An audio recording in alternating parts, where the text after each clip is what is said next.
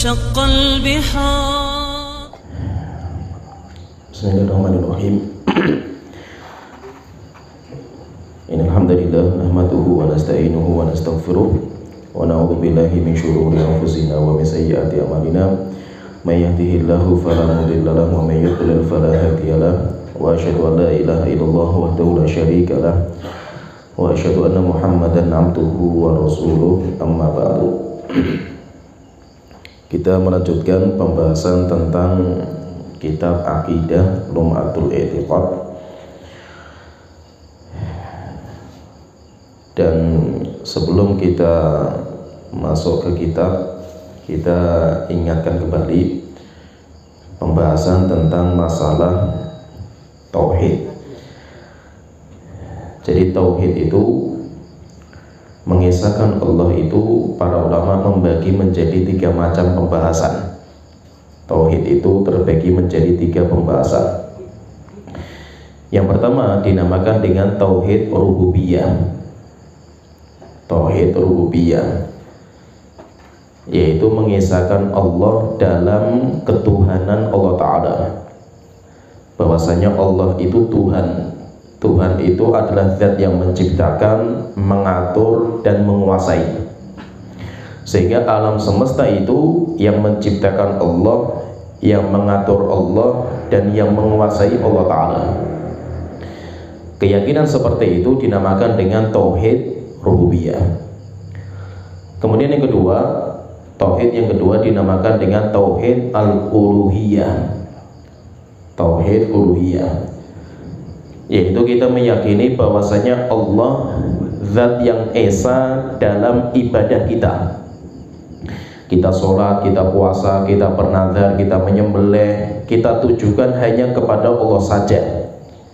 Tidak ada zat yang layak untuk kita tujukan ibadah kita kecuali hanya Allah Ta'ala. Itu yang dinamakan dengan tauhid uluhiyah, yaitu peribadatan. Kemudian yang ketiga, tauhid yang ketiga dinamakan dengan tauhid asma wa sifat. Kita meyakini bahwasanya Allah itu memiliki nama dan Allah itu memiliki sifat yang mulia. Allah memiliki asmaul husna dan Allah memiliki sifatul ula, nama-nama yang indah dan sifat-sifat yang tinggi.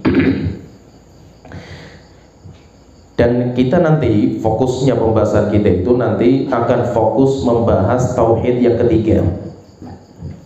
Jadi pembahasan kita di kitab ini, Lum'atul I'tiqad ini, nanti fokusnya di pembahasan tauhid yang ketiga. Sedangkan tauhid rububiyah, tauhid uluhiyah itu kita tidak membahas. Kita tidak membahas, tapi saya sebutkan di awal supaya tergambar. Karena nanti kita fokusnya itu membahas tentang tauhid al-asma dan sifat. Kita akan bahas nama-nama Allah dan sifat-sifat Allah Ta'ala. Jadi sebelum kita bahas ke kaidah-kaidah tentang nama dan sifat Allah Ta'ala, perlu saya sebutkan, walaupun ini sudah saya sampaikan di muqaddimah dulu, bahwa tauhid rububiyah, kita meyakini Allah sebagai Tuhan kita. Maksudnya apa? Kita meyakini Allah sang pencipta, Allah sang pemilik, dan Allah sang pengatur alam semesta ini. Keyakinan seperti ini tidak memasukkan ke Islam. Sehingga apa? Orang walaupun dia meyakini Allah itu Tuhan saya, orang itu masih kafir. Kenapa? Karena tauhid rububiyah tidak memasukkan orang ke Islam. Tauhid rububiyah tidak memasukkan ke Islam. Fir'aun masih mengakui, Iblis masih mengakui Allah sebagai Tuhan. Sampai Iblis mengatakan dalam diskusi dengan Allah Ta'ala ketika keluar dari surga itu, kan Iblis gak mau sujud sama Nabi Adam. Setelah itu sampai akhirnya dikeluarkan dari surga. Setelah itu terjadi diskusi antara Allah dan Iblis. Apa kata Iblis? Rabbi bima ahwaitani, Tuhanku, Tuhanku. Iblis masih menganggap Allah sebagai Tuhan. Tuhanku, karena engkau telah menyesatkan saya, nggak apa-apa.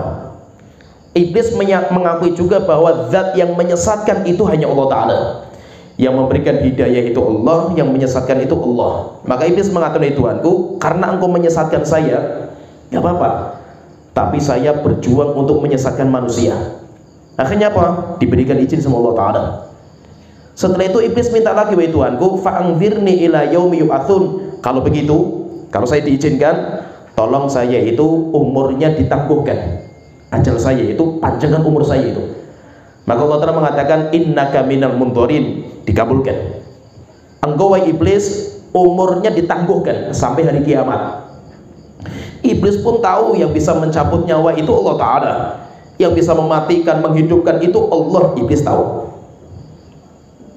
Demikian juga kafir Quraisy, orang-orang kafir Quraisy itu, mereka kalau ditanya siapa yang menciptakan langit dan bumi, Allah. Nggak mungkin berhala. Tidak mungkin yang menciptakan langit dan bumi itu syaitan, jin, nggak mungkin. Allah yang menciptakan. Siapa yang menurunkan air hujan? Allah, kata mereka itu. Maka itu fahami ini, tauhid rububiyah, kita meyakini Allah sebagai Tuhan saya, tidak memasukkan ke Islam keyakinan itu. Anda masih kafir. Faham ya, tergambar ya? Faham? Jadi kalau ada orang dia itu menetapkan rububiyah Allah, ketuhanan Allah, orang itu belum tentu masuk Islam. Dia masih kafir. Kenapa?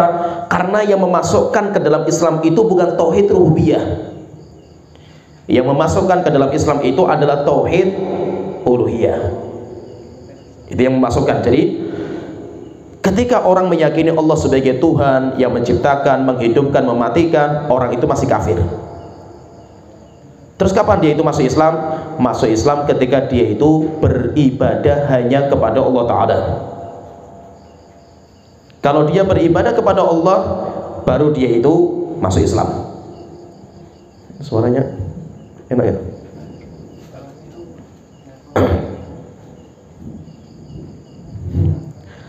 Ya gimana? Tergambar ya? Paham ya? Bisa dipahami ya? Karena ini nanti kita nggak bahas ini gitu. Kita harus paham dulu ini kan. Ini penting sekali itu. Maka itu apa? Orang-orang kafir Quraisy itu, mereka itu walaupun meyakini Allah sebagai Tuhan yang menciptakan, menghidupkan, mematikan, tetapi ketika mereka beribadah bukan kepada Allah, menyembah berhala, menyembah patung, menyembah kuburan, tetap mereka dikafirkan. Kenapa? Karena standar orang masuk Islam itu ketika menetapkan tauhid uluhiyah. Jadi tauhid uluhiyah berkaitan masalah ibadah. Maka itu la ilaha illallah itu, la ilaha illallah itu pembahasannya bukan rububiyah. Bukan pembahasan ketuhanan, tiada Tuhan selain Allah, bukan. Karena la ilaha illallah itu syarat masuk Islam. Sedangkan ketuhanan tidak memasukkan ke Islam itu. Tetapi la ilaha illallah itu berbicara tentang peribadatan. Kita meyakini bahwasanya zat yang berhak disembah itu hanya satu, Allah. Sedangkan yang lain yang disembah sama manusia, patung, berhala, kuburan, keris, ake, batu besar, pohon besar, semuanya wajib ditinggalkan, nggak layak untuk disembah. Ini yang memasukkan ke Islam. Sedangkan rububiyah tidak. Begitu la ilaha illallah itu artinya tiada sesembahan, bukan tiada Tuhan, karena pembahasannya masalah peribadatan. Ini pembahasan ringkas tentang tauhid rububiyah dan tauhid uluhiyah. Kalau ini sudah paham, kita sudah paham ini sedikit konsepnya itu sudah paham, nanti kita akan masuk ke pembahasan asma dan sifat. Karena asma sifat kita nggak bahas lagi rububiyah, tidak lagi membahas masalah uluhiyah. Rububiyah berkaitan masalah ketuhanan Allah, asma uluhiyah berkaitan dengan ibadah kita itu hanya kepada Allah Ta'ala. Nah sekarang kita masuk di pembahasan yang kita akan bahas, nanti kita panjang lebar pembahasannya itu tentang membahas tentang nama-nama Allah dan sifat-sifat Allah Ta'ala. Walaupun memang pembahasan ini jarang dibahas, karena memang sudah jarang orang bahas masalah ini, termasuk ahlul bidah yang menyelisih ahlu sunnah. Karena orang yang menyelisih ahlu sunnah itu sekarang mereka itu menyimpangnya dalam rububiyah dan uluhiyah, sehingga itu yang sering dibahas. Sedangkan pembahasan asma dan sifat itu jarang dibahas. Oleh itu kita bahas sedikit karena syubhatnya itu juga tersebar di media sosial dan yang lainnya itu. Maka kita akan bahas di sini tentang kaidah-kaidah kita itu memahami nama-nama Allah dan sifat Allah Ta'ala. Kita akan bacakan muqaddimah yang disebutkan oleh Syekh Muhammad bin Shalih Al-Utsaimin di dalam syarah beliau terhadap kitab Lum'atul I'tiqad. Bagus sekali, ringkas. Dan itu ringkasan dari muqaddimah ini, ringkasan dari kitab beliau namanya Qawaidul Muthlah. Syekh Utsaimin itu punya kaidah lengkap pembahasan nama Allah, sifat Allah, namanya Qawaidul Muthlah. Kitab itu tebal, diringkas sama beliau di muqaddimah ini, di muqaddimah kitab Lum'atul I'tiqad secara ringkas. Walaupun kalau secara mendetail lagi kaidah-kaidahnya banyak sekali di dalam kitab Qawaidul Muthlah. Kita masuk di sini ada kaidahnya itu nanti secara global itu beliau itu membagi menjadi 3. Kaidahnya itu beliau bagi jadi 3. Jadi intinya gini. Tauhid yang ketiga itu beriman tentang nama Allah dan sifat Allah. Berarti ada 2 pembahasan. Kita bahas nama Allah, yang kedua kita membahas sifatnya Allah. Ada nama, ada sifat. Maka beliau di sini nanti akan menyebutkan 3 kaidah. Yang pertama, kaidah yang diterapkan untuk nama dan sifat Allah sekalian. Jadi langsung dua-duanya. Kaidah yang kedua, kaidah memahami nama-nama Allah. Jadi nama Allah itu apa kaidahnya itu. Kemudian yang ketiga, kaidah dalam memahami sifat Allah Ta'ala. Berarti beliau itu intinya membagi menjadi 3 kaidah. Nanti memahami nama Allah, beliau menyebutkan ada cabang kaidah itu. Setelah itu nanti sifat Allah ada cabang-cabangnya itu. Nah, sekarang kita masuk di kaidah yang pertama. Secara ringkas saya sebutkan. Beliau mengatakan fil wajibi nahwa nususil kitabi wa sunnati fi asma'illahi wa sifatihi. Yang wajib harus kita jalankan ketika kita mendapatkan nas dalil Al-Quran dan Sunnah yang membicarakan nama Allah dan sifat Allah Ta'ala. Apa yang wajib kita jalankan itu? Beliau mengatakan al-wajibu fi nususil kitabi wa sunnati ibqa'u dilalatiha ala dhahiriha min ghairi taghyirin. Yang wajib kita jalankan kalau kita mendapatkan dalil menyebutkan nama Allah dan sifat Allah, yang wajib itu apa? Kita tetapkan sesuai dengan dohirnya. Nanti akan saya sebutkan, jelaskan, karena ini penting. Dan nggak boleh kita rubah, tidak boleh kita palingkan maknanya itu. Kenapa? Li'annallaha anzalal Qur'an bilisanin arabiyyin mubin. Ada beberapa alasan kata beliau. Yang pertama, karena Allah itu berbicara dengan bahasa Arab, sehingga wajib difahami Al-Quran itu ya dengan pemahaman bahasa Arab. Tidak bisa dengan pemahaman bahasa Indonesia karena beda coraknya itu. Ini alasan yang pertama. Alasan yang kedua, karena Nabi Muhammad SAW juga berbicara dengan bahasa Arab, sehingga sabdanya beliau pun semuanya pakai bahasa Arab. Al-Quran bahasa Arab, hadis bahasa Arab. Berarti apa? Wajib kita bawa Al-Quran dan hadis sesuai dengan kaidah bahasa Arab. Ini yang pertama kata beliau itu, alasannya Allah Rasul bahasanya bahasa Arab. Yang kedua, li'anna taghyiruha an dhahiriha qaulun 'ala Allahi bila ilmin. Yang kedua, merubah kaidah bahasa Arab itu nanti dia itu serampangan berbicara tentang agama Allah dengan apa-apa yang dia itu nggak punya ilmunya. Dan itu sudah diharamkan. Bicara tentang agama Allah harus pakai ilmu, tidak boleh dengan kebodohan. Oleh itu Allah Ta'ala berfirman dalam surat Al-A'raf ayat 33, qul innama harrama rabbiyal fawahisha. Katakan sesungguhnya yang Allah haramkan itu adalah perbuatan mungkar, ma dhahara minha wa batan, yang nampak maupun tersembunyi, wal itsma wal baghya bighairil haqq, dosa, demikian juga kezaliman, wa an tusyriku billahi ma lam yunazzil bihi sultana, kamu berbuat kesyirikan yang tidak pernah Allah turunkan ilmunya, wa an taqulu 'alallahi ma la ta'lamun, engkau berbicara tentang Allah apa-apa yang kamu tidak tahu. Apalagi kita bicarakan Allah, nggak main-main itu. Nah, sekarang gini, maksudnya apa itu? Ini pahami ini pembahasan ya butuh fokus, butuh konsentrasi, dan butuh pemahaman. Karena pembahasan masalah nama dan sifat Allah itu pembahasan yang sedikit berat, tetapi butuh difahami. Dan itu penting sekali, karena ini kita bicara tentang Allah loh, nggak main-main itu.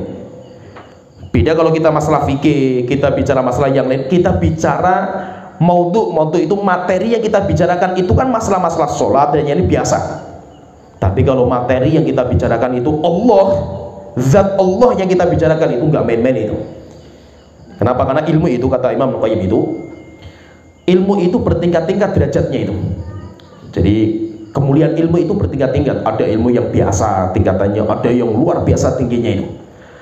Beliau mengatakan kemuliaan ilmu itu berdasarkan pada kemuliaan materi yang dipelajari. Contohnya misalkan ini, kita belajar matematika dengan belajar hafal Quran, jelas hafal Quran lebih mulia itu. Sama-sama belajar kita itu. Apa yang bedakan? Yang bedakan materinya. Al-Quran itu firman Allah, sedangkan matematika hasil karya akal manusia. Jelas beda kan gitu. Ya, paham ya, tergambar ya? Semakin tinggi materi yang kita pelajari, berarti mempelajarinya itu semakin mulia. Tidak ada yang paling mulia kecuali Allah, zat yang paling mulia itu. Maka mempelajari tentang Allah, zatnya Allah, namanya Allah, sifat Allah, itu merupakan ilmu yang paling mulia. Jadi ilmu yang paling mulia itu ketika kita itu mempelajari tentang zat yang paling mulia, yaitu siapa itu? Allah Ta'ala. Intinya di sini itu kita akan fahami ini. Ketika kita membicarakan Allah yang kita bicarakan itu, nama Allah, sifat Allah, zat Allah, ini pembicaraan yang gak main-main ini.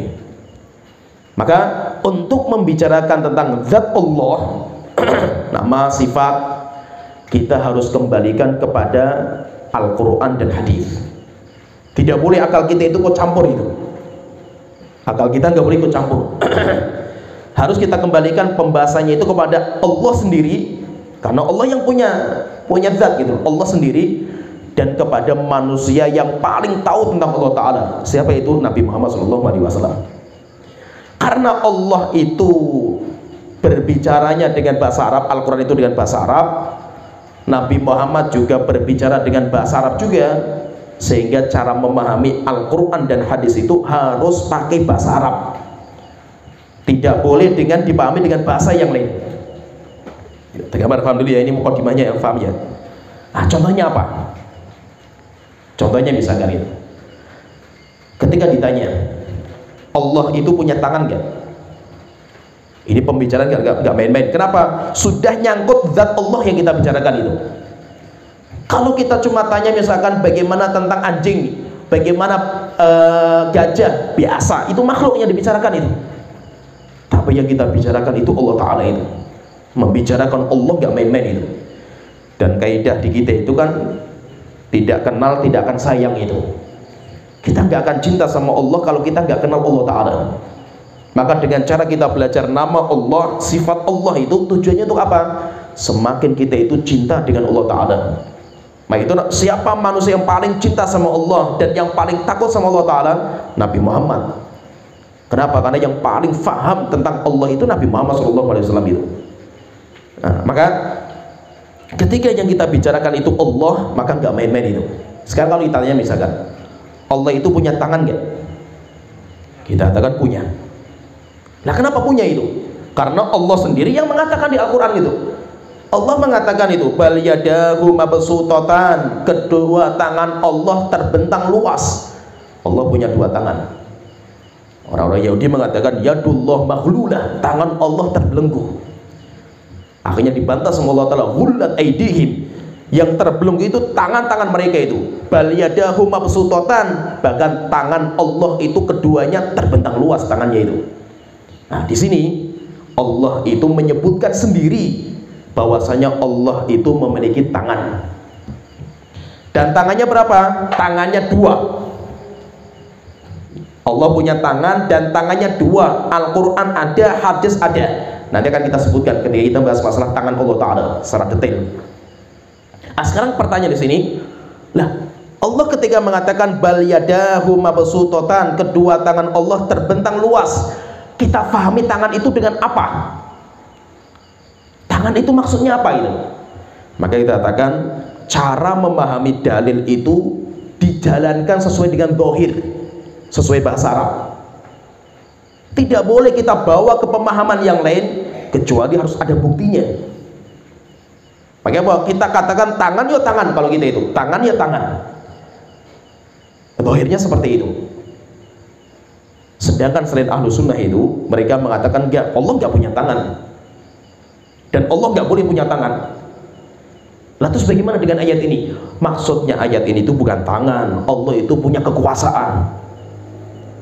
Sehingga bahwa tangan, lafaz tangan itu ditolak sama mereka itu. Ini tolak sama mereka itu. Setelah ditolak, mereka mendatangkan makna yang lain. Maknanya itu bukan tangan, maknanya itu kekuasaan. Ini pahami ini. Ini kelompok-kelompok yang selain ahlu sunnah seperti itu. Contoh lagi kalau ditanya misalkan, Allah itu punya wajah enggak? Ahlu sunnah menetapkan Allah punya wajah. Al-Quran banyak membicarakan ini, hadis banyak sekali. Bahkan karunia terbesar yang Allah berikan kepada kita itu ketika kita bisa melihat wajah Allah nanti di surga. Ahlu sunnah menetapkan. Jelas sekali ayatnya, Allah telah berfirman, wa yabqa wajhu rabbika dzil jalali wal ikram, senantiasa kekal dan abadi wajah Allah. Jelas ada wajah Allah itu. Kita bawa sedikit zahirnya. Selain ahlu sunnah mengatakan ya Allah nggak punya wajah. Nah terus bagaimana dengan ayat itu? Itu artinya bukan wajah, artinya kita palingkan. Terus maksudnya apa? Allah itu punya kehormatan. Ini jadi caranya mereka seperti itu. Tanya lagi misalkan Allah itu di mana? Ahlu sunnah menetapkan Allah di atas langit, bersemayam di atas arsy-Nya. Dalilnya banyak sekali. Mereka mengatakan enggak, Allah enggak di atas. Terus di mana Allah? Allah di mana-mana. Terus bagaimana dalil yang menyebutkan Allah di atas itu? Bukan yang di atas itu maksudnya Allah menguasai yang di atas, tapi bukan Allah itu di atas, bukan. Allah bersemayam di atas arsy, bukan bersemayam. Diartikan, dipalingkan maknanya itu. Maksudnya itu Allah itu menguasai. Paham ya? Sifatnya orang-orang yang selain ahlussunnah itu. Oleh karena itu, intinya itu kita itu harus ketika datang dalil Al-Quran dan hadis, karena itu bahasa Arab, harus kita fahami dengan kaidah bahasa Arab. Tidak boleh kita bawa kepada kaidah yang lain. Namanya kaidah bahasa Arab itu sebuah lafaz yang muncul harus difahami dengan dohir. Dohir itu apa? Nggak tahu ini kalau di bahasa Indonesia itu apa namanya dohir itu. Dohir itu sesuatu yang terbetik dalam pikiran kita awal kita mendengar. Itu namanya dohir. Ya, paham ya? Ini namanya dohir. Terkadang yang dohir itu bisa dipalingkan ke mana yang lain jika memang ada penunjuknya. Saya contohkan biar paham saya itu. Ini konsentrasi loh, ini antum konsentrasi aja belum tentu paham ini. Konsentrasi belum tentu paham, bulat mungkin nanti itu. Apalagi yang ngantuk itu, buyar semua wis. Contohnya gini, kalau saya mengatakan, coba kalau saya mengatakan, ra'aitu asadan, saya lihat singa. Pertanyaan, ketika antum mendengar kalimat singa itu, yang terbetik dalam pikiran antum apa? Singa itu apa? Binatang buas. Itu namanya dohir.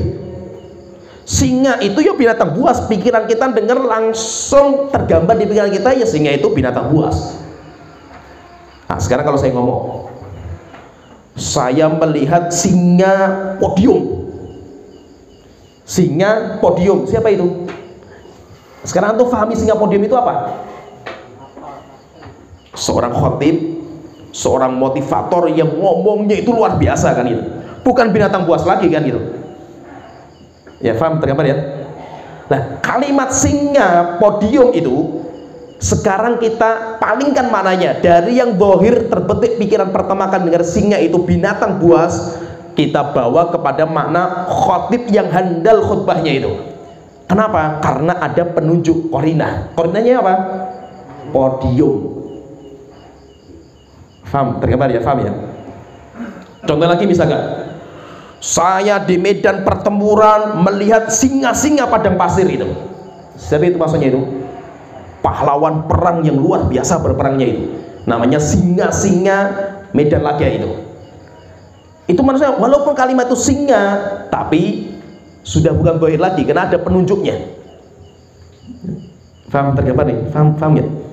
Nah, jadi maka itu kalau ada sebuah lafaz itu, maka harus kita fahami dengan dohirnya dulu. Oh lafaz ini seperti ini. Tidak boleh kita bawa kepada lafaz yang lain, makna yang lain, kecuali harus ada penunjuk. Kalau tidak ada penunjuk kok dibawa ke sana, berarti Anda itu bicaranya ngawur gitu loh, cara memahaminya itu. Apalagi apa? Yang kita bicarakan Allah, nggak main-main ini. Sekarang gini, yang menetapkan Allah punya wajah itu siapa gitu? Allah sendiri kan gitu. Beliau sendiri kan itu. Allah sendiri yang punya wajah sendiri yang ngomong itu. Saya punya wajah kan gitu. Dan Nabi Muhammad orang yang paling tahu Allah, beliau yang menetapkan Allah punya wajah itu. Kok tiba-tiba datang orang mengatakan enggak, Allah enggak boleh punya wajah ini. Nah terus bagaimana dengan ini? Ini wajah itu artinya kekuasaan itu, kehormatan ini. Maka kita akan ngawur Anda itu. Mana buktinya itu? Penunjuknya mana itu? Penunjuknya di mana? Mana penunjuk lafaz wajah itu artinya kekuasaan gitu. Harus ada penunjuknya gitu. Kalau tidak berarti Anda itu bicara tentang Allah, zat Allah, dengan ngawurnya Anda itu, bicara dengan kebodohan Anda itu. Faham dulu ya yang pertama kaidahnya itu. Oleh itu coba kalau kita lihat misalkan ya di masyarakat kita. Masyarakat kita itu kan akidahnya kan Asy'ariyah. Asy'ariyah. Fikihnya Syafi'iyah. Akidahnya Asy'ariyah, ibadahnya apa? Sufiyah. Campur baur wis mereka itu. Ya kan? Sufi bukan Syafi'iyah, Syafi'iyah bukan Asy'ariyah, wis enggak tahu wis campur baur itu. Sehingga apa? Terkadang apa? Sufiyah dianggap ini miliknya Syafi'iyah gitu. Imam Syafi'i itu mengatakan orang yang beribadah di masjid pakai rebana, orang-orang zindik mereka itu, orang-orang munafik. Kata Imam Syafi'i, ada kitabnya itu Imam Syafi'i. Imam Katsir menyebutkan. Tapi apa? Mereka ibadah dengan itu dan mengatakan apa? Syafi'iyah kita itu. Kita katakan bukan Syafi'iyah dalam bab itu, Anda bukan Syafi'iyah itu. Tapi dalam bab itu Anda itu Sufiyah gitu. Ya kan? Di dalam masalah akidah mereka punya Allah wujud qidam baqa mukhalafatu lil hawaditsi qiyamuhu bi nafsihi wahdaniyah qadratu sampai akhir itu. Pertanyaan, mana wajah? Gak ada wajah Allah Ta'ala itu. Mana tangannya Allah? Nggak ada tangan, karena Allah nggak punya tangan, nggak punya wajah itu bagi mereka itu. Ketika ditanya lah tentang ayatnya jelas itu, hadisnya jelas itu. Bukan, itu maknanya bukan wajah, maknanya itu kekuasaan, kehormatan. Ya, paham ya? Kita katakan, oh Anda bukan Syafi'iyah berarti itu dalam bab ini. Asy'ariyah, dan Asy'ariyah bukan Syafi'iyah.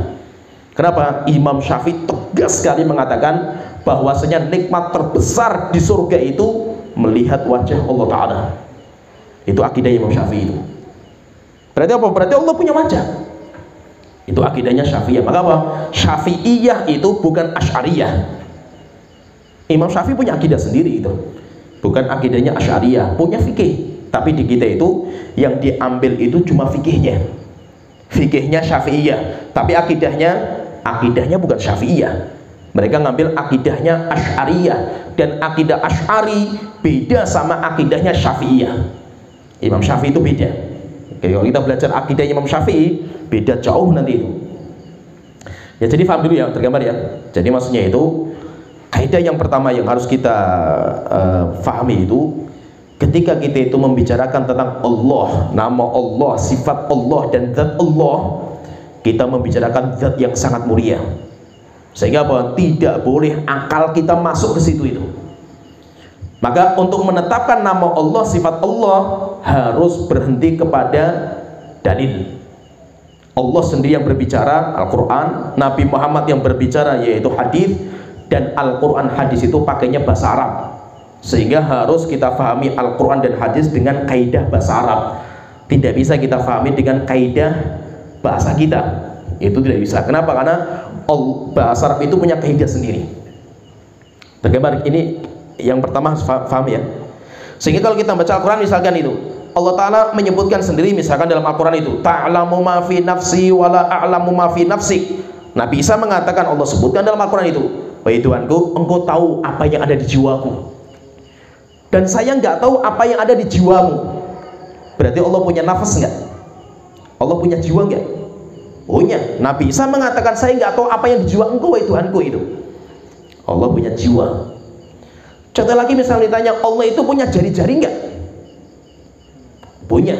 Rasulullah SAW yang menyebutkan qulubul ibad baina usbu'aini min asabi'ir rahman, hati-hati semua manusia itu di antara dua jari dari jemari-jemarinya Allah Ta'ala. Allah punya jari-jari, Allah punya jari-jari. Kalau ditanya misalkan ini sifat, namanya sifat dzatiyah. Kalau sifat fi'liyah, Allah itu turun nggak? Allah turun. Sepertiga malam yang akhir Allah turun ke langit dunia itu. Dalilnya jelas hadisnya itu. Ya. Walaupun mereka tidak menetapkan. Kenapa tidak menetapkan? Karena mereka sudah punya kaidah baku Allah di mana-mana. Kalau Allah di mana-mana berarti apa? Ngapain turun kan gitu? Karena Allah sudah di mana-mana kan gitu. Jadi ketika mereka sudah punya kaidah baku Allah di mana-mana, Allah ke atas semuanya harus ditolak semua itu. Nah, berarti intinya di sini itu intinya kalau kita mendapatkan sebuah dalil yang membicarakan nama Allah dan sifat Allah, harus kita fahami secara dengan zahir. Kaidah bahasa Arab itu zahir. Jadi itu apa? Yang terbetik di awal kali kita mendengar dalam pikiran apa kita itu. Oh, seperti ini. Singa itu, oh singa itu ya singa, binatang buas. Yang terbetik dalam kita pikiran kita. Tangan itu apa? Tangan yuk tangan kan gitu. Faham kita tangan kan gitu. Tidak boleh kita palingkan mana tangan itu menjadi kekuasaan kecuali ada qarinah. Wajah itu apa? Wajah ya wajah kan gitu. Tidak bisa kita bawa kepada makna yang lain kecuali harus ada qarinahnya. Nah, kaidah yang pertama paham ya? Tergambar paham ya? Sekarang kita masuk kaidah yang kedua. Kita masuk kaidah yang kedua, kaidahnya itu bagaimana kita memahami nama-nama Allah sekarang itu. Kita masuk ke pemahaman tentang nama-nama Allah Ta'ala. Pembahasan tentang nama Allah nanti beliau menyebutkan ada 4 kaidah. Kaidah yang berkaitan dengan nama-nama Allah. Yang pertama, kaidah yang pertama, asma Allah kulluha husna. Nama-nama Allah semuanya indah, sehingga dinamakan dengan asmaul husna. Sebagaimana Allah Ta'ala berfirman, walillahil asmaul husna. Allah memiliki nama-nama yang indah. Nama-nama yang indah namanya asmaul husna. Nama Allah semuanya indah. Pertanyaan, maksudnya indah itu apa? Maksudnya husna itu apa? Asmaul husna. Allah itu punya nama-nama yang indah. Indah itu apa? Maka ada 2 pembahasan tentang indahnya nama Allah itu ada 2. Yang pertama, indah karena puncak kesempurnaan. Jadi nama Allah itu sudah sampai puncaknya itu. Ini yang pertama itu. Sehingga apa? Beda sama nama makhluk. Oleh itu ada beberapa nama tidak boleh kecuali itu milik Allah karena puncak, manusia nggak boleh itu. Karena puncak kesempurnaan nama itu. Contohnya misalkan Allah itu punya nama banyak sekali. Ar-Rahman, Ar-Rahim, Al pakai al semua itu.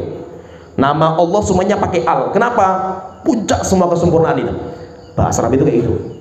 Bahasa Arab itu kalau pengen sempurna itu pakainya al. Pertanyaan, apakah boleh orang itu punya nama sesuai dengan namanya Allah, misalkan Rahim? Boleh nggak? Boleh. Karena Nabi Muhammad pun namanya Rahim. Wa kana bil mu'minina rahima. Nabi Muhammad itu terhadap orang-orang yang beriman itu rahimah. Beliau adalah orang yang sangat penyayang. Tapi tidak pakai al. Tidak boleh pakai al. Kenapa? Karena al itu kesempurnaan. Itu rahimnya itu sudah sampai sempurna, itu nggak ada kekurangan sedikit pun itu. Itu yang pertama. Jadi nama Allah itu indah. Kenapa indah itu? Karena puncak keindahan, puncak kesempurnaan itu. Ini yang pertama. Yang kedua itu, nama Allah indah itu maksudnya apa? Karena setiap nama itu mengandung sifat. Indah itu kenapa? Karena nama Allah itu punya nama itu karena punya sifat itu gitu. Jadi setiap nama itu mengandung sifat. Contohnya misalkan Allah punya nama Ar-Razzaq. Ar-Razzaq, yaitu pakai Ar-Razzaq, timbangan Razzaq. Ini semuanya kaidah bahasa Arab sebenarnya. Timbangan Razzaq itu timbangan mubalaghah, yaitu sudah sampai puncak gitu. Sudah sampai puncak itu. Yaitu zat yang benar-benar di puncak pemberi rezeki itu. Itu namanya husna yang pertama. Yang kedua, karena Allah itu punya rezeki. Allah punya rezeki sehingga Allah itu namanya Ar-Razzaq. Allah punya nama Al-Ghaffar. Kenapa namanya itu Al-Ghaffar? Karena Allah itu punya sifat maghfirah, pengampunan. Zat yang suka memaafkan, mengampuni. Nama Allah Ar-Rahim. Kenapa? Karena Allah itu punya rahmat yang sempurna. Nah, jadi setiap nama pasti mengandung sifat yang mulia. Beda dengan namanya kita. Kalau nama kita itu dinamakan dengan A'lamun Mujarradah, namanya itu. Nama itu cuma sekedar doa, nama kosong. Ada orang namanya bagus sekali, namanya Soleh. Soleh itu kan orang yang bagus kan, orang yang baik itu, tapi rusak sekali akhlaknya itu. Apakah setiap orang yang namanya Soleh itu berarti karakter akhlaknya itu, perbuatannya soleh? Belum tentu, karena nama kita itu doa. Ya, paham ya? Jadi orang tua itu memberikan kita nama mimbabi doa, berdoa saja semoga anak itu nanti dia itu memiliki sifat seperti yang ada pada namanya itu. Bukan karena orang yang dinamakan itu karena punya sifat itu gitu. Ya kan, paham ya? Kalau Allah itu punya nama itu karena punya sifat itu gitu. Tergambar ya, paham ya? Ya, paham ya? Jadi ada orang dinamakan dengan sebuah nama itu, kalau kita itu kan mimbabi doa, harapan gitu. Nama itu ada harapan, doa gitu. Nah, itu kalau ada orang namanya jelek itu diganti. Apalagi kalau ada orang namanya nggak punya maknanya itu, namanya itu nggak punya makna gitu, itu harus diganti itu. Apalagi orang Indonesia itu kan sukanya nama-nama yang aneh itu, yang nggak pernah ada makhluk dunia punya nama itu kan itu. Orang Indonesia kan, sehingga nama ini sudah banyak itu. Terus mau cari apa lagi itu? Cari yang aneh, nggak pernah ada di alam semesta itu, pokoknya itu. Sehingga terkadang nama itu duplikat persatuan antara nama bapak dan ibu itu, ya kan? Duplikatnya itu, nama bapak kayak gini, ambil depannya, ibunya seperti ini, ambil akhirnya. Kalau ditanya maknanya apa itu, ya pusing juga, nggak ada maknanya, ya duplikat kan gitu loh mas. Karena nama itu kita itu aneh-aneh itu, maknanya apa itu, nggak ada maknanya itu.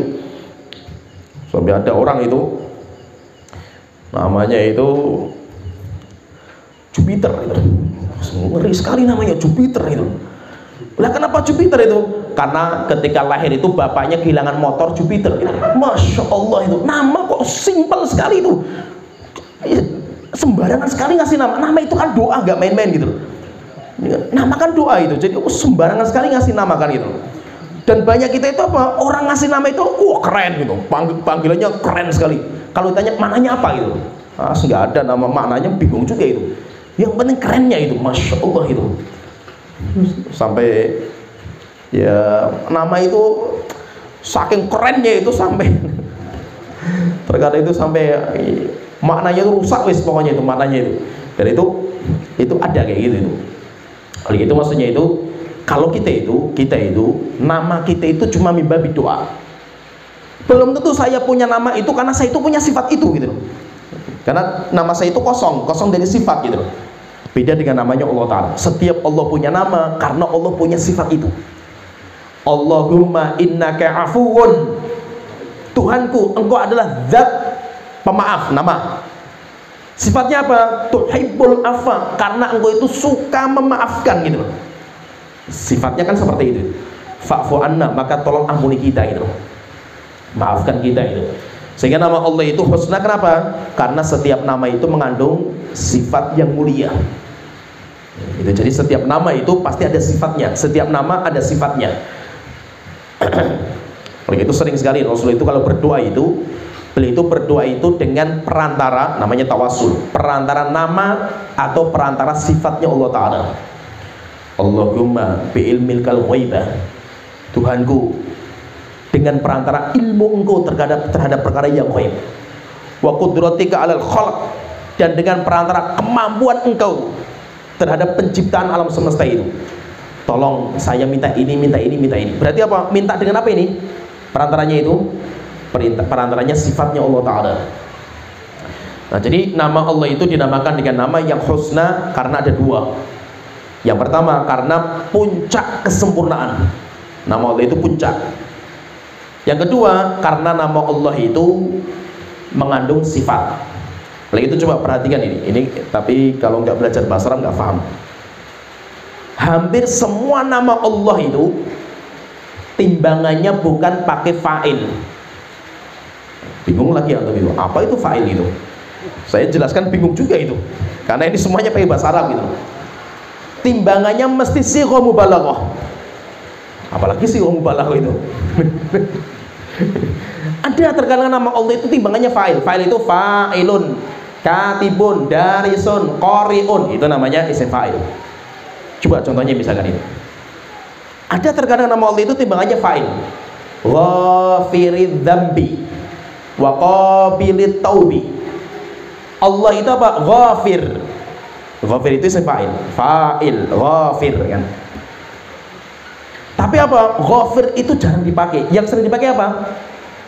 Ghaffar, timbangannya fa'al. Itu yang sering. Ghaffar, Tawwab, Rahman, Razzaq. Kan timbangannya kayak gitu semua itu. Ya kan? Razzaq, Tawwab. Itu timbangannya fa'al semua itu. Kenapa? Karena sighah mubalaghah itu menunjukkan puncak. Itu namanya sighah mubalaghah dalam bahasa Arab. Dan itu kaidahnya ada di bahasa Arab. Di bahasa kita nggak ada. Contohnya misalkan gini. Kalau saya mengatakan itu, hadza qatil, sang pembunuh. Namanya qatil. Qatil itu sang pembunuh. Sekali membunuh, dua kali membunuh namanya qatil. Kalau orangnya sukanya membunuh, berkali-kali membunuh, bukan qatil lagi, hadza qatal kan itu. Orang yang gemar membunuh ya gitu. Ya, paham ya? Itu namanya bahasa Arab kayak gitu. Jadi ada namanya sighah mubalaghah. Sighah mubalaghah itu menunjukkan seringnya itu. Razzaq, karena seringnya Allah memberikan rezeki itu. Nah, jadi seperti itu. Itu namanya sighah mubalaghah. Jadi intinya itu, nama Allah itu dinamakan dengan husna karena puncak, sudah sempurna, puncak kesempurnaan itu. Maka tidak boleh ada orang menamakan dengan nama Allah pakai alif lam, nggak boleh. Pakai alif lam itu nggak boleh. Ada orang namanya Ar-Rahim, nggak boleh. Kalau pakai alif lam harus diawali dengan abd. Abdurrahim, Abdurrahman, ya kan, seperti itu. Abdur Razzaq. Karena apa? Karena pakainya al. Karena al itu menunjukkan kesempurnaan, puncak. Dan itu hanya Allah yang punya itu. Kalau mau pakai nama Allah jangan pakai al. Namanya orang namanya Razzaq, boleh nggak? Boleh, nggak apa-apa gitu. Nggak apa-apa gitu. Ada orang namanya Rahim, nggak apa-apa gitu. Tapi kalau Ar-Rahim nggak boleh. Maka itu Rasulullah ketika dipuji dengan orang, ada Rasulullah ketika masuk ke kumpulan para sahabat itu, tiba-tiba ada di antara mereka yang mengatakan anta sayyid, anta sayyid, wahai Muhammad, engkau adalah as-sayyid. Pakainya alif lam itu. Makanya Rasulullah marah itu. Beliau mengatakan as-sayyidu huwallah. As-sayyid itu hanya Allah itu. Kenapa? Karena pakainya al. Itu puncak siyadah, yaitu itu kepemimpinan itu. Dan itu nggak boleh. Maka itu puji-pujian kepada orang, apalagi tokoh dinamakan as-sayyid ini. As-sayyid ini bahaya. Ya, paham ya, di masyarakat kita kayak gini. Tokoh-tokoh agama itu kan sering depannya itu dijuluki dengan kalimat as-sayyid. Nah, ini yang bahaya itu. Kenapa? Karena as-sayyid itu hanya milik Allah Ta'ala, kesempurnaan, tidak ada kekurangan sedikit pun itu. Ya, paham ya? Dah ya, sampai sini ya. Tergambar kayak ini. Ya, mau lanjut nggak?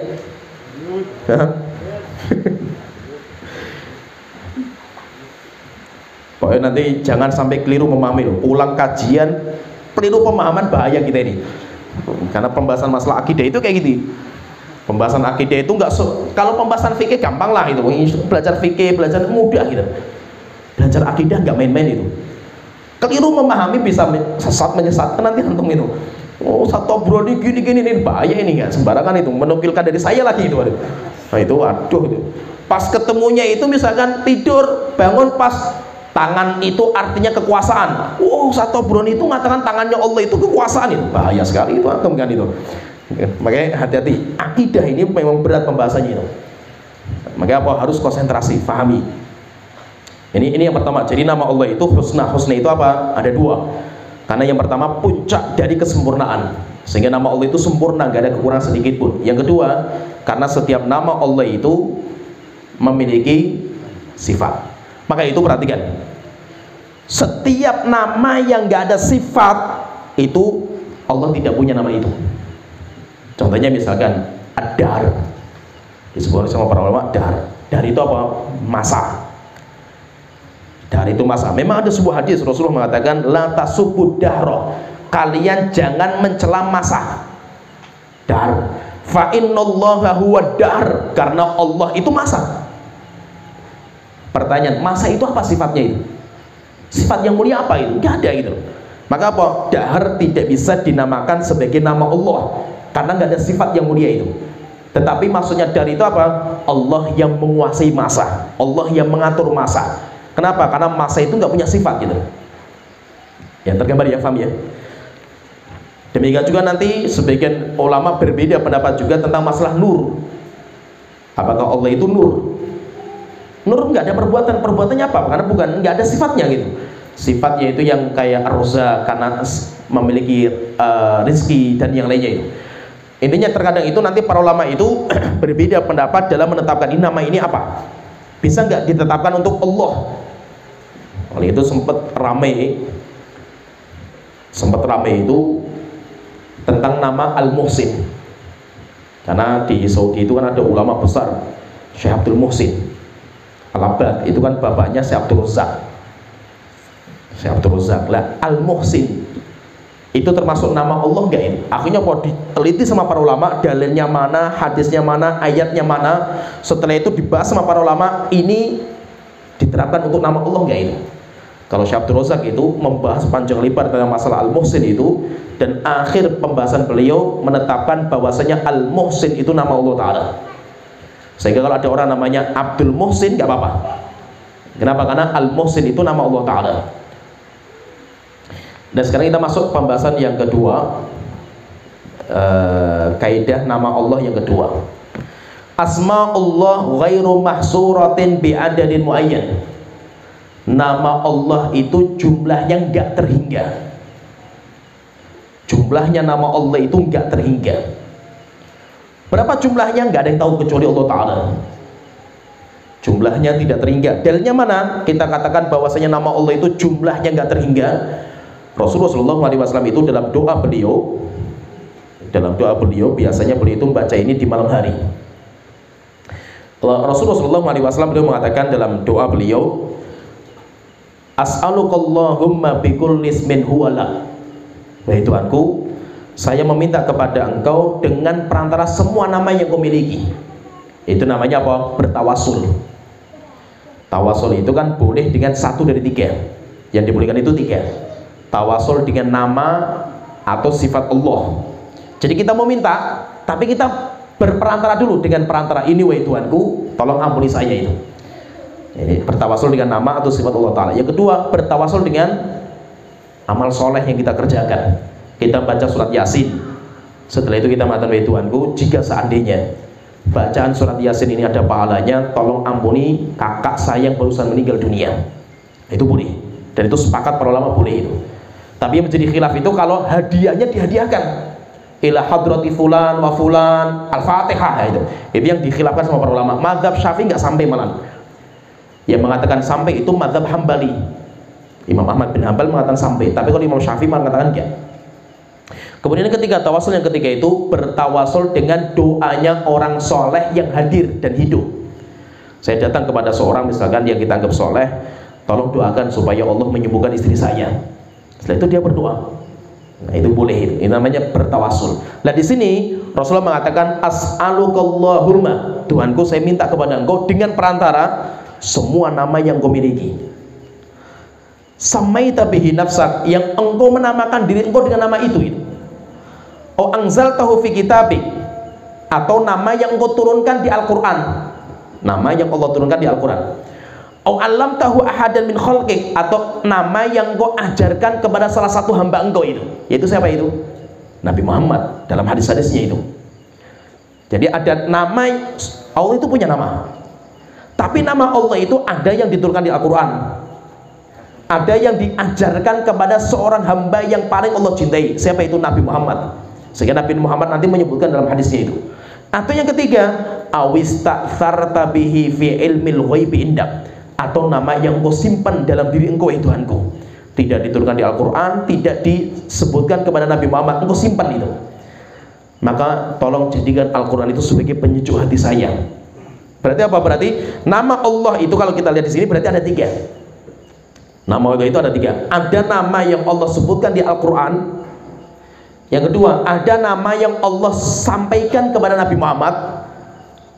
Yang ketiga, ada nama yang Allah simpan sehingga tidak dibuka sekarang itu. Kapan dibukanya? Ketika nanti di hari kiamat baru dibuka sama Allah Ta'ala itu. Berarti kalau seperti ini, berarti jumlah nama Allah itu berapa? Tidak terhingga. Jumlahnya nama Allah itu gak terhingga. Dan nanti itu Nabi Muhammad ketika di padang mahsyar, di padang mahsyar itu kan berat sekali itu, ngeri sekali padang mahsyar itu, gambarannya mengerikan padang mahsyar itu, ketakutan, yaitu ngeri, pokoknya gambarannya padang mahsyar itu mengerikan. Dibangkitkan dari kubur dalam kondisi kita itu telanjang, nggak dikhitan yang laki-laki, semuanya ketakutan. Sampai akhirnya Aisyah bertanya, ya Rasulullah, kalau kita dibangkitkan telanjang, kita nanti akan melihat auratnya orang lain itu. Rasulullah mengatakan, wahai Aisyah, depan mereka perkara yang menakutkan, sehingga mereka nggak akan sempat mikir aurat orang itu. Sampai akhirnya nanti mereka dikasih pakaian. Pakaiannya itu pertama Nabi Ibrahim. Selain itu nanti dipakaikan dengan pakaian yang mana dia pakai sebelum meninggal. Oleh kita paham ini, pakaian yang kita pakai ketika mati itu yang nanti akan kita bawa, kita pakai ketika kita dibangkitkan dari kubur kita. Itu pakaiannya itu. Nah, setelah itu dikumpulkan di padang mahsyar, manusia, jin, binatang kumpul semua, matahari dekatkan, keringat bercucuran, dan semuanya harus berdiri. Neraka jahanam didatangkan, Allah tuh datang ke situ, marah sekali Allah itu. Akhirnya ketakutan semua orang itu. Setelah itu manusia itu datang ke Nabi Adam, minta syafaat. Nabi Adam nyerah, nggak bisa itu, saya punya dosa juga itu. Coba datang ke Nabi Nuh, datang ke Nabi Nuh nggak bisa juga itu. Datang ke Nabi Ibrahim nggak bisa juga, Nabi Musa nggak bisa, Nabi Isa nggak bisa. Akhirnya datang ke Nabi Muhammad. Setelah itu Nabi Muhammad mengatakan, ha anadha, hari ini yang boleh ngomong kepada Allah cuma saya. Akhirnya Nabi Muhammad datang kepada Allah Ta'ala kemudian sujud. Disebutkan itu dalam hadis itu, ketika Rasulullah sujud itu, Rasulullah mengatakan, wa futihat lil mahamidu lam tuhtaf ba'du, Allah membukakan untuk saya puji-pujian bagi Allah yang belum pernah dibuka di dunia. Apa itu? Kata para ulama mengatakan, Allah menyebutkan nama-nama yang masih disimpan sekarang di dunia, itu disimpan sama Allah Ta'ala, tidak diturunkan ke dunia, itu nanti akan diberikan ke Nabi Muhammad. Setelah itu apa? Nabi Muhammad memuji Allah dengan nama-nama itu, akhirnya kemarahan Allah itu redam. Jadi kalau ditanya misalkan kapan puncaknya marahnya Allah itu marah paling puncak itu ketika di padang mahsyar. Marahnya luar biasa itu. Nah, yang bisa meredamkan marahnya Allah itu apa? Nabi Muhammad yang memuji Allah dengan puji-pujian yang belum ada di dunia. Berarti apa? Orang memuji Allah dengan nama-nama yang di dunia itu gak mempan itu untuk meredamkan marahnya Allah itu. Yang bisa itu apa? Nama yang Allah simpan. Nabi baru diberikan kepada Nabi Muhammad, Nabi Muhammad muji Allah dengan nama itu, baru akhirnya Allah itu marahnya redam. Berarti menunjukkan apa? Ada nama yang disimpan sama Allah sekarang ini, belum disebutkan itu. Kapan akan dibongkar itu, akan disebutkan sama Allah itu, disebutkan nanti ketika di hari kiamat, baru disebutkan sama Allah Ta'ala nama-nama Allah itu kayak apa itu baru disebutkan. Berarti menunjukkan di sini berarti apa? Nama itu jumlahnya tidak terbatas, tidak terhingga. Siapa yang tahu jumlahnya? Allah sendiri yang punya nama itu yang tahu. Sedangkan kita nggak tahu jumlah nama Allah Ta'ala itu. Kenapa? Nama Allah itu terbagi jadi 3. Ada yang diturunkan di Al-Quran, ada yang disebutkan kepada seorang hamba yang Allah cintai, yaitu Nabi Muhammad. Yang ketiga, ada yang nama yang masih disimpan sama Allah Ta'ala. Pertanyaan, nah terus bagaimana dengan hadis yang terkenal Allah itu punya 99 nama? Kan Allah punya Asmaul Husna itu kan 99 itu. Sering sekali kan kita mengatakan nas'alukallahumma la ilaha Al-Malikul Qudusus Salamul Mu'minul Muhaiminul Azizul Jabbarul Mutakabbir, dan yang sering dihafal-hafal itu. Berarti kan nama Allah itu 99. Dalilnya jelas sekali Sahih Bukhari Muslim itu. Rasulullah mengatakan inna lillahi tis'atan wa tis'ina isman. Allah itu memiliki 99 nama. Man ahsaha dakhalal jannah. Siapa yang mengihsa nama itu, maka dia itu akan masuk surga. Siapa yang mengihsa, ihsa itu apa? Man ahsaha dakhalal jannah itu. Kata Imam Nawawi itu, beliau mengatakan ihsa itu ada 3. Yang pertama menghafal, yang kedua memahami apa maksudnya itu, Yang ketiga itu mengamalkan. Siapa yang mengesok, esok itu apa? Menghafal, memahami maknanya, kandungannya itu. Yang ketiga, mengamalkan konsekuensinya. Mengamalkan dengan cara dua. Yang pertama, kita gunakan doa, kita gunakan nama itu untuk berdoa. Kita kalau minta rezeki misalkan, sebutkan nama Ar-Razzaq. Kita mau minta pengampunan, sebutkan nama Al-Ghaffar. Itu cara mempraktikkan pertama. Yang kedua itu, kita terapkan dalam keyakinan kita. Kalau kita itu menyadari Allah itu namanya Ar-Razzaq, pemberi rezeki, kenapa kita takut masalah rezeki? Allah yang menanggung rezeki kita itu. Kalau kita meyakini Allah itu namanya Al-Alim, Maha mengetahui itu, berarti semua yang kita kerjakan itu Allah ketahui itu. Jadi apa? Kita amalkan dalam diri kita itu, konsekuensinya itu. Paham ya? Siapa yang mengesok, esok itu berarti tiga ini: menghafal, memahami kandungan maknanya, kemudian yang ketiga mempraktekkan dalam kehidupan kita. Praktekkan dengan cara dua, kita gunakan dalam berdoa nama itu. Yang kedua, kita terapkan dalam keyakinan diri kita. Siapa yang esok 99 nama itu, maka dia itu masuk surga. Pertanyaan, lah berarti namanya Allah itu kan 99 kan gitu, ya kan? Sebutkan di hadis itu 99 itu. Maka kita katakan 99 bagi, yaitu 99 itu maksudnya apa? Bagi yang bisa mengesok diberikan pahala itu, masuk surga. Siapa yang mengesok masuk surga. Tapi ada nama yang lain tapi tidak masuk keutamaan itu. Tergambar nggak? Paham? Contohnya gini, kalau saya mengatakan saya punya uang 10.000, saya siapkan untuk ngasih orang fakir miskin yang biasanya di tengah jalan itu, kalau saya jalan itu. Pertanyaan, berarti saya punya uang cuma 10.000 kan? Ya paham ya? Saya punya uang 10.000 yang saya siapkan untuk membantu fakir miskin. Pertanyaan, berarti maksudnya itu Anda punya 10.000 tok pak uangnya itu? Enggak, saya punya uang banyak gitu loh. Tetapi 10.000 itu maksudnya apa? Yang saya siapkan untuk sedekah. Ya paham ya? Sedangkan yang saya siapkan untuk makan, minum, beli beras, beli bayar pulsa, bayar listrik, banyak, tapi nggak saya sebutkan untuk itu kan gitu. Yang tergambar ya, paham ya? Berarti maksudnya apa? Nama Allah 99 itu maksudnya nama yang keutamanya diberikan keutamaan. Siapa yang mengesok dia masuk surga. Sedangkan nama yang lain yang tidak masuk 99 maka tidak masuk dalam keutamaan itu. Nah, jadi tidak harus nama Allah itu 99. Pertanyaan, terus 99 itu apa saja itu? Nama Allah yang 99 itu apa saja itu? Memang ada sebuah hadis dikeluarkan oleh Imam Tirmidzi menyebutkan secara detail 99 itu, dan itu yang dipakai di kebanyakan mushaf Quran kita. Mushaf Quran yang terjemahan Indonesia itu biasanya kan ada namanya Asmaul Husna dan sering dipasang di jalan-jalan itu. Itu ngambil dari riwayat Tirmidzi, tetapi diteliti oleh para ulama hadisnya dhaif, hadisnya lemah, sehingga para ulama itu mereka tidak berpangku kepada hadis itu, tetapi mereka berijtihad. Oleh itu Syekh Utsaimin itu dalam kitab yang tadi saya sebutkan namanya Qawaidul Muthla itu, ketika menyebutkan masalah 99 itu apa saja itu, maka beliau mengatakan karena hadis ini dhaif, maka saya tidak berpangku sama hadis ini. Terus bagaimana? Saya mau berijtihad sekuat ilmu saya untuk menetapkan 99 itu apa. Akhirnya apa? Beliau menetapkan nama Allah yang di Al-Quran itu jumlahnya sekian, ini. Nama Allah yang dalam hadis itu seperti ini. Kemudian beliau mengatakan, dan ada beberapa nama yang saya itu ragu. Saya ragu itu nama Allah atau bukan gitu. Tetapi apa? Tetapi terkadang ijtihadiyah. Akhirnya apa? Penetapan 99 itu pun terkadang khilaf, terjadi perbedaan. Yaitu tidak seperti yang sering dibaca oleh kaum muslimin seperti itu. Intinya apa? Nama Allah itu yang Allah siapkan untuk pahalanya siapa yang mengesok masuk surga itu jumlahnya 99. Kita masuk yang ketiga, kaidah yang ketiga.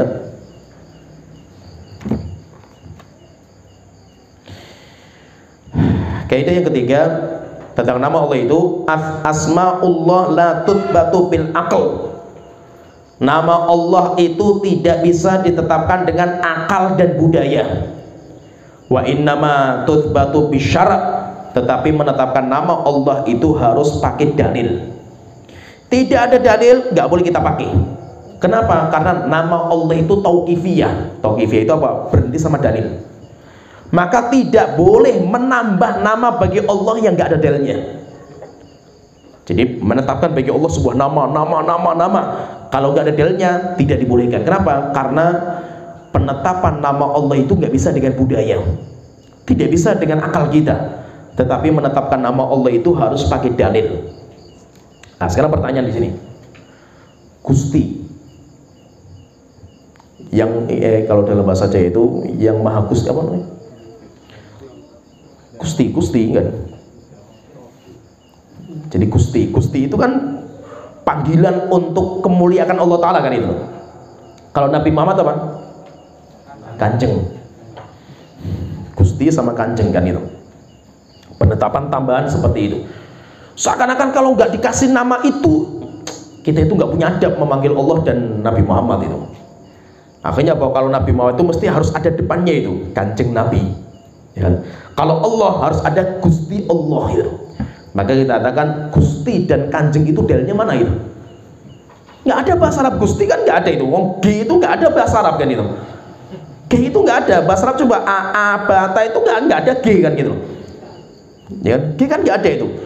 Maka kalimat G itu kan bingung orang Arab itu. Ya kan? G itu bingung itu. Karena nggak ada, adanya gha. Ya kan? Apakah G itu gha? Bukan, beda. Ya kan? Gusti, kanjeng jeng gitu. Itu juga bukan bahasa Arab juga itu. Jadi itu bukan jadi intinya itu tambahan Gusti dan kanjeng itu bukan bahasa Arab. Jelas. Kalau itu nggak mungkin ada dalilnya itu. Cari dalil nggak ketemu itu. Seperti misalkan yatim piatu nggak mungkin bahasa Arab itu. Antum cari dalil Al-Quran hadis cari piatu nggak ketemu itu. Kenapa? Bahasa Arab itu P nggak ada itu. Abata saja itu nggak ada P itu. Kalau gitu Pekalongan, orang Arab bingung juga itu. Pekalongan itu P-nya kayak apa itu? Akhirnya apa? Mereka kalau ngomong Pekalongan itu pakainya Bakalonjan. Ngan pun nggak ada di Arab itu. Semarang gitu. Pekalongan, ngen itu nggak ada bahasa Arab itu. Akhirnya kalau orang Arab ngomong Pekalongan itu Bakalonjan. Karena di Arab nggak ada ngan gitu. Oleh itu Pekalongan itu nggak mungkin ada, bukan bahasa Arab pasti itu. Oleh itu maksudnya apa? Kanjeng dan Gusti itu bukan bahasa Arab. Maka cari dalil di Al-Quran nggak ada, dalam hadis nggak ada karena bukan bahasa Arab kan gitu.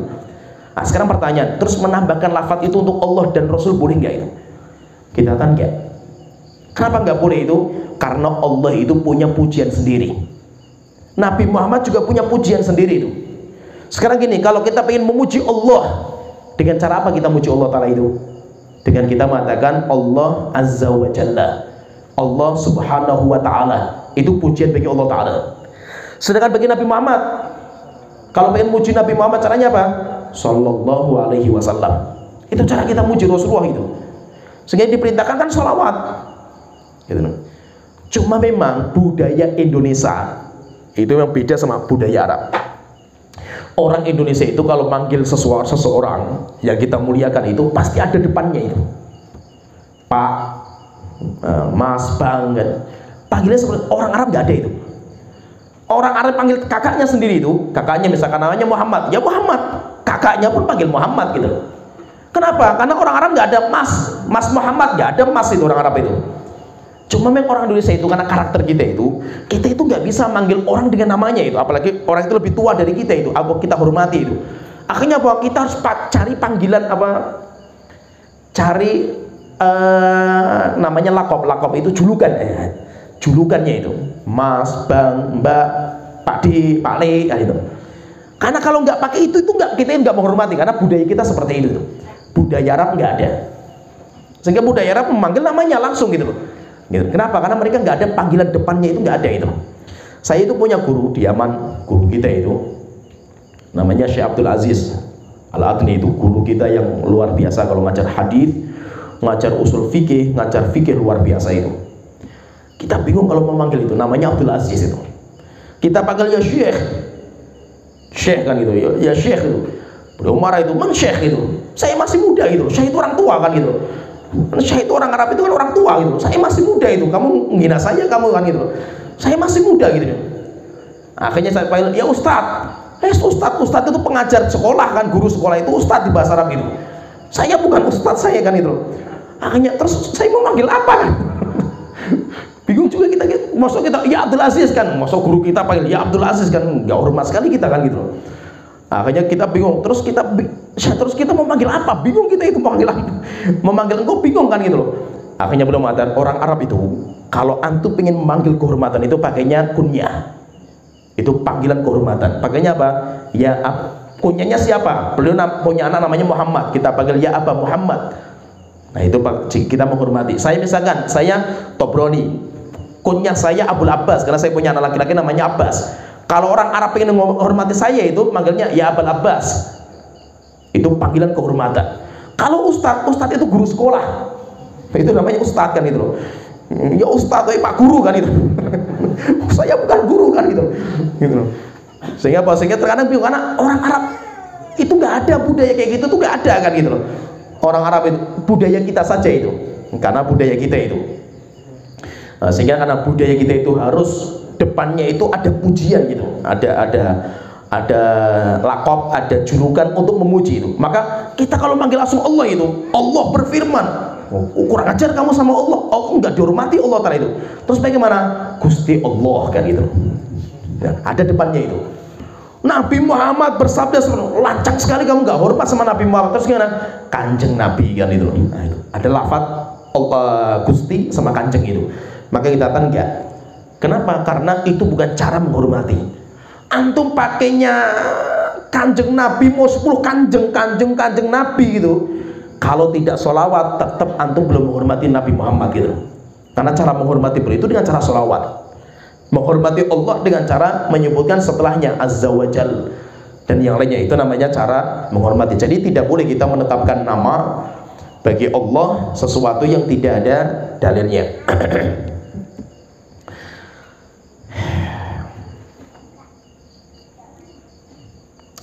Kemudian kaidah yang terakhir, kaidah yang berkaitan masalah nama. Nanti nama kita sedikitkan pembahasan karena nama itu nggak terlalu rumit. Pembahasan masalah nama nggak rumit. Nanti yang rumit itu pembahasan sifat. Maka paham ini kaidah baru mukadimah ini. Belum nanti kita sudah bahas aslinya sifat. Itu lebih butuh konsentrasi lagi. Maka persiapkan itu fresh, itu harus fresh itu. Karena nanti kalau sudah bahas masalah sifat itu rumit pembahasannya itu. Kaidah yang terakhir, yang keempat, bicara tentang nama Allah itu, kullu ismin min asma'illahi fa innahu yadullu ala dzatillah wa ala sifatillati tadammanaha wa ala al-atharil mutarattibi alaihi in kana muta'addiyan. Setiap nama Allah itu, kalau kita mendapatkan nama Allah, berarti setiap nama Allah itu menunjukkan 3 penunjukan. Setiap nama Allah menunjukkan 3. Pertama, menunjukkan zatnya. Berarti Allah itu punya zat. Ini yang pertama, menunjukkan zatnya Allah. Sehingga nama itu bukan sekedar nama saja. Allah punya nama Ar-Rahman. Kenapa? Karena Allah punya zat, yaitu menunjukkan zat. Yang kedua, setiap nama itu menunjukkan sifat yang dikandung dari nama itu. Zat. Kemudian yang kedua, sifat yang dikandung. Kemudian yang ketiga, menunjukkan konsekuensinya itu. Jika memang nama Allah itu muta'addi itu nama yang membutuhkan objek. Jadi ada namanya fi'il itu, ada yang muta'addi, ada yang, kalau ini bahasa Arab, ada yang muta'addi, ada yang lazim. Muta'addi itu apa? Fi'il yang membutuhkan objek. Biasanya kalau objeknya belum disebut, kita masih bertanya-tanya itu. Contohnya misalkan saya makan, antum masih tanya lagi nggak itu? Kan masih ada pertanyaan itu, makan apa gitu. Berarti apa? Kalimat makan, kata kerja makan itu namanya muta'addi, butuh maf'ul, butuh objek. Tapi kalau antum mengatakan saya tidur, antum tanya lagi nggak? Tidur apa gitu? Kan nggak gitu. Tidur apa kan bukan masalah objeknya kan? Kan itu penjelas saja itu. Tidur apa kan penjelas, tapi bukan objek gitu. Kenapa? Karena tidur tidak butuh objek gitu. Ya kan? Saya duduk, selesai gitu loh. Orang paham gitu loh. Jadi ada kata kerja itu yang butuh objek, namanya muta'addi kalau dalam bahasa Arab. Ada fi'il yang dia itu lazim itu nggak butuh objek gitu.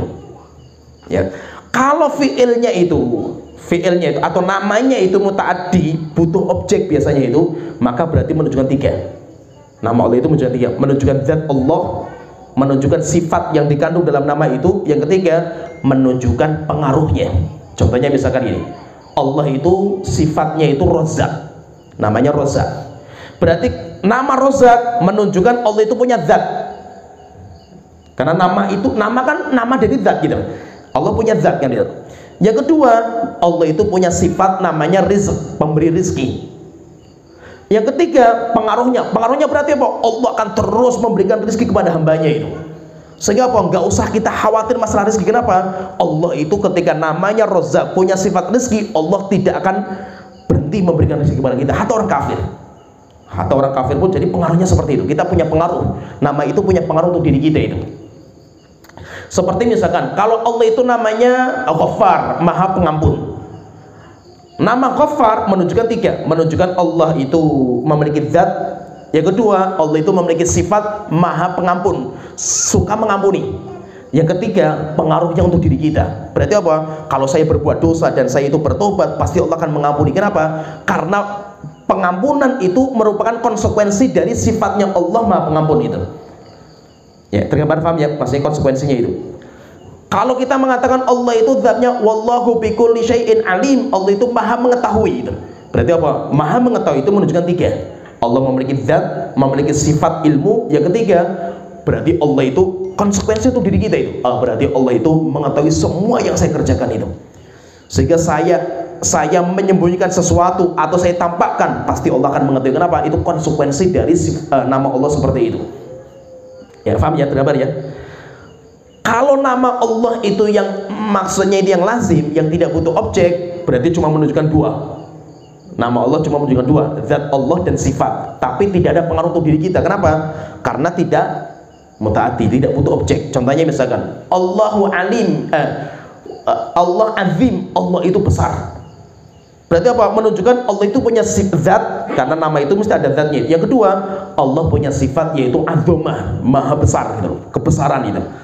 Tetapi pengaruhnya untuk apa? Diri kita apa? Nggak ada gitu. Kenapa? Karena kan itu bukan mutaaddi, itu lazim. Ya. Allah tinggi, maha tinggi. Berarti Allah maha tinggi itu maksudnya apa? Menunjukkan dua. Allah memiliki zat, yang kedua Allah punya sifat ketinggian. Tetapi untuk diri kita nggak ada pengaruhnya. Kenapa? Karena itu lazim juga itu. Lazim itu tidak butuh objek juga itu. Nah, jadi ini secara ringkas kaidah memahami tentang nama Allah Ta'ala. Nanti insya Allah kita masuk pembahasan yang ketiga itu. Kaidah yang ketiga itu kita akan masuk pembahasan kaidah-kaidah tentang sifat-sifat Allah Ta'ala. Berarti saya ringkaskan itu. Kita baru menyebutkan dua kaidah memahami nama Allah dan sifat Allah. Kaidah yang pertama, kaidah yang mencakup langsung dua, nama dan sifat, yaitu apa? Setiap kita mendapatkan dalil Al-Quran dan Hadis harus kita fahami dengan bahasa Arab. Dan kaidah bahasa Arab itu apa? Menjalankan lafaz sesuai dengan dohir. Dohir itu apa? Dohir itu yang terbetik dalam pikiran kita setiap awal kita mendengar sebuah lafaz, itu namanya dohir. Tidak boleh yang dohir kita palingkan kepada muawwal. Muawwal itu makna yang lain, kecuali harus ada qarinah, penunjuk, bukti yang memalingkan itu, penunjuknya itu. Ini yang pertama. Yang kedua, kaidah dalam memahami nama-nama Allah. Kita sebutkan ada 4 kaidah. Pertanyaan yang pertama apa? Hilang semua wes ini. Yang pertama apa? Nama Allah itu semuanya indah. Pertanyaan lagi, indah itu apa? Ada 2, puncak kesempurnaan. Ini yang pertama. Yang kedua apa? Karena nama Allah itu setiap nama pasti mengandung sifat. Yang kedua, nama Allah itu jumlahnya tidak terhingga. Karena nama Allah itu terbagi jadi 3. Yang pertama, nama Allah terbagi jadi 3. Yang pertama, yang diturunkan di Al-Quran. Yang kedua, disebutkan sama Nabi Muhammad. Yang ketiga, yang masih Allah sembunyikan. Pertanyaan, terus bagaimana kita memahami 99? Nama Allah ada 99. Maksudnya apa? 99. Maksudnya itu 99 bagi yang menghitung diberikan pahala surga. Ya. Tapi yang lain ada juga, tapi keutamaan bukan seperti itu gitu loh. Yang ketiga, nama Allah tidak boleh kita tetapkan dengan akal, tapi harus kita kembalikan kepada dalil. Sehingga tidak boleh menambahkan nama bagi Allah, pujian bagi Allah yang nggak ada dalilnya itu. Yang keempat, yang terakhir apa? Nama Allah itu menunjukkan 3, zat Allah, sifat Allah yang dikandung dari nama itu. Yang ketiga, pengaruh untuk diri kita. pengaruh untuk diri kita. Maka kalau orang, maka itu pembahasan asma dan sifat itu puncak pembahasan. Puncak pembahasan itu melebihi pembahasan rububiyah dan uluhiyah.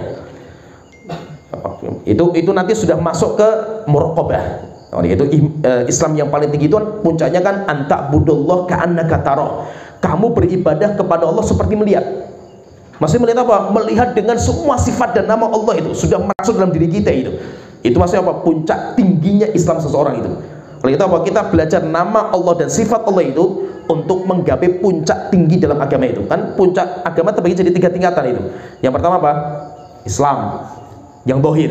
Kemudian yang kedua, iman yang dalam hati. Yang ketiga, ihsan. Ini sudah sampai tingkatan ihsan itu. Kalau seandainya apa? Nama sifat Allah sudah masuk dalam diri kita itu, pengaruhnya itu.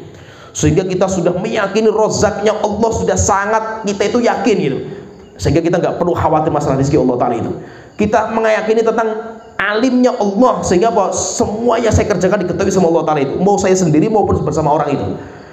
Kita semua nama Allah sudah masuk dalam diri kita itu. Kita terapkan dalam kehidupan kita setiap hari itu. Itu sudah sampai tingkatan melihat Allah kayak dengan matanya itu. Ya, paham? Ibadah sampai dia itu melihat Allah dengan matanya itu. Kenapa? Karena semua nama sifat Allah itu sudah masuk dalam dirinya itu. Dan itu puncak ketinggian dalam agama. Maka belajar nama Allah, sifat Allah itu nggak main-main itu. Ini nggak main-main. Kenapa? Karena ini cara kita itu meraih tingkatan ihsan itu dengan cara seperti ini. Kalau kita nggak tahu nama Allah, sifat Allah, nggak akan bisa kita itu sampai tingkatan muraqabah. Ibadah kepada Allah seakan-akan kita melihat dengan mata kita itu. Itu nggak bisa sampai seperti itu. Ya, mungkin sampai di sini pembahasan kita. Nanti insya Allah kita akan masuk pembahasan tentang sifat Allah Ta'ala. Dan yang paling kita bahas paling banyak itu nanti sifat. Sifat Allah, bukan nama. Nama pembahasannya nggak banyak, paling cuma sampai di sini. Tetapi kalau sifat Allah nanti akan kita bahas panjang sifat Allah itu. Ya, sampai di sini pembahasan kita. Wa akhiru da'wana alhamdulillahirabbil alamin. Sallallahu Muhammad wa ala alihi wa sahbihi ajmain.